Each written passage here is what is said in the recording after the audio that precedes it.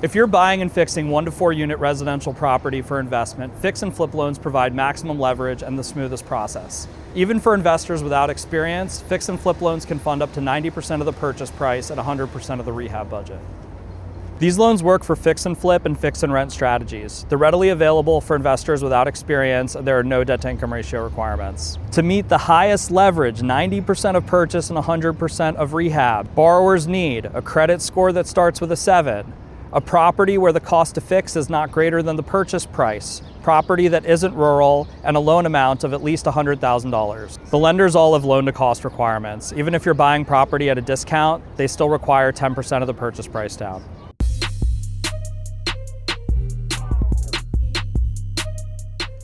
For fix and flip loans, lenders typically fund the bulk of the purchase price and 100% of the rehab budget. This is a summary of how it works. Scope of work. Borrowers need to fill out an itemized scope of work form when they apply for a fix and flip loan. The scope of work serves 2 purposes for the lender. 1, alongside the property photos, the scope of work helps the lender determine whether the rehab budget is realistic and which adjustments need to be made to the budget and the loan amount. 2, alongside comps, the scope of work provides the level of detail on improvements needed to compare the ARV to recently sold similar nearby homes in the area. Valuation. Lender estimates the as-is and as-complete value of the property. The as-complete value of the property is called after-repair value, or ARV for short. Some lenders engage a third-party appraiser who visits the property, takes photos, and evaluates recently sold properties in the area. Other lenders complete their own internal valuation using the same sale data and geocoded photos provided by the borrower. Draws. The portion of the loan amount reserved for construction is called the rehab holdback. After some work has been completed at the property, the borrower fills out a draw request form where the borrower requests reimbursement for work that has just been completed. The lender will either order an in-person inspection from a third-party vendor or have the borrower use an app on their phone to take geocoded photos. There's a fee for each draw. Some borrowers will only take 1, 2, or 3 draws over the course of a project. Some take draws every few weeks. Lenders usually allow up to 10 draws max. Of note, lenders will not outlay monies in advance for materials or contractor deposits. They will only reimburse for work that has been completed at the property. Most of the lenders we work with do not charge interest on the portion of the rehab funds that have not yet been drawn.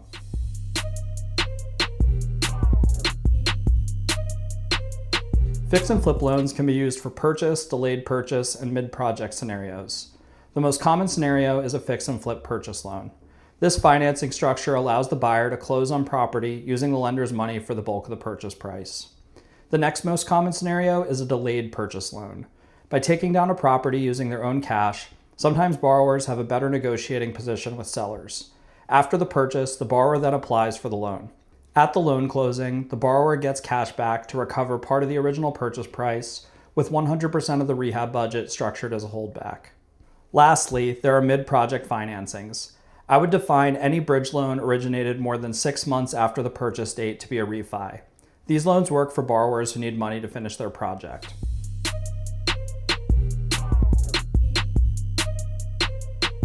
Unlike DSCR loans for 1 to 4 unit residential rentals, which are sold onto the bond market, fix and flip lenders have all kinds of structures and arrangements behind the loans. In the institutional market, where lenders sell these bridge loans, the loans are known as residential transition loans, or RTL loans for short.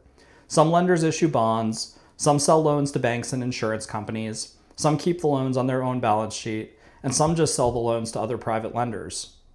Fix and flip lenders are able to access the institutional market when they have internal financial strength, credibility, relationships, and a years-long track record of their bridge loans performing.